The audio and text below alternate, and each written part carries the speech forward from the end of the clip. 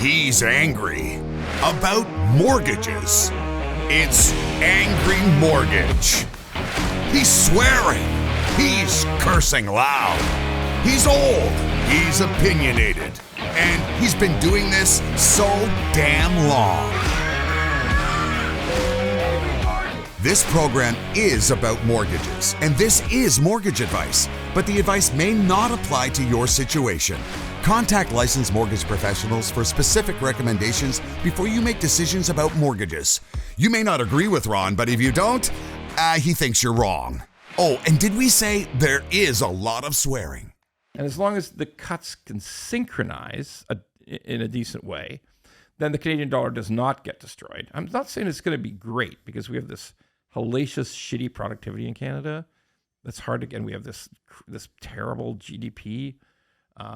So, look, we're going to take a bit of a hit, but as long as the U.S. Fed drops, the central bank in Europe drops, we're going to keep dropping. It's as simple as that. So we will, my belief is consistent. Nothing's changed. We will eventually get to variable rates in Canada sometime next year, sometime late spring. Variable rates will start with a 3. We'll have a bunch of them.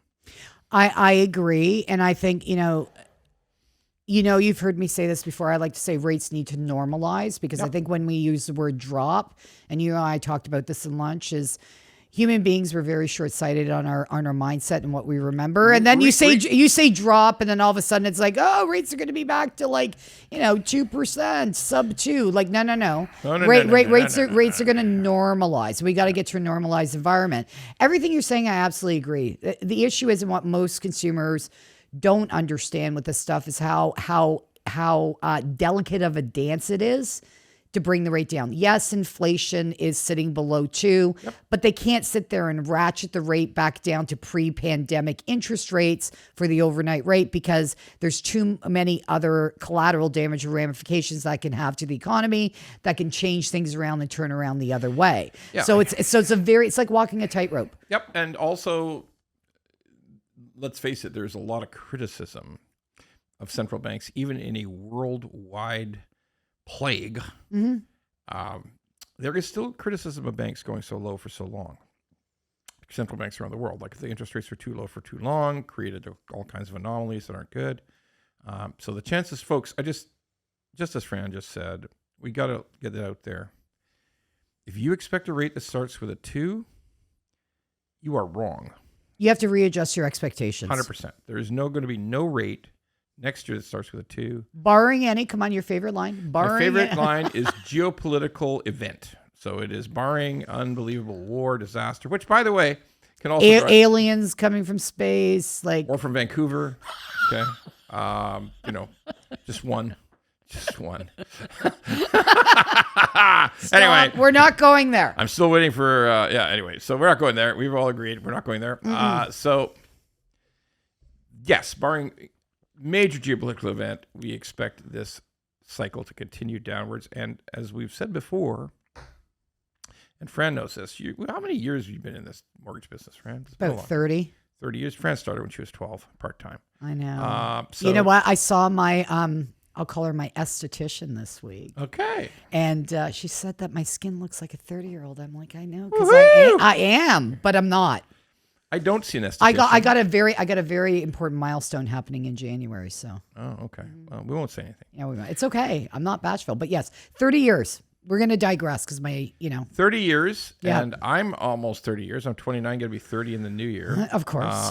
And we've seen a lot, and the bottom line is that, variable is supposed to be, for the whole time we've been in the business, a lower rate than a fixed rate because you're taking on the risk as the borrower, right? Right. So it should always be fit. When you have a fixed rate, the bank took on the risk, right? And it has to be paid for appropriately. So what we will see is we will probably see a fixed rate below 4, but it won't be much below 4. And everybody waiting for a fixed rate in the 2s also wrong. No, not happening. Okay. Well, put it into context.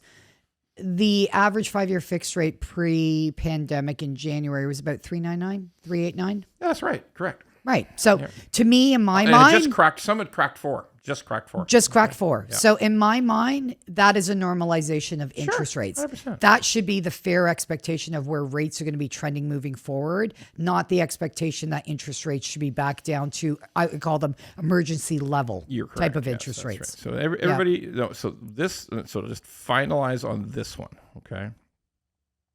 That everybody who thinks that rates are going to be a lot lower eventually, please stop thinking that. So when people tell me, you know what, I'm going to take a 2-year fixed, or I'm going to take a 3-year fixed, my reaction to that is, don't fucking do that, okay? You either take variable, which we know is going to come down. Yeah. I'm only talking about the next 6, 7, 8 months we know. We don't know after that. We just don't know.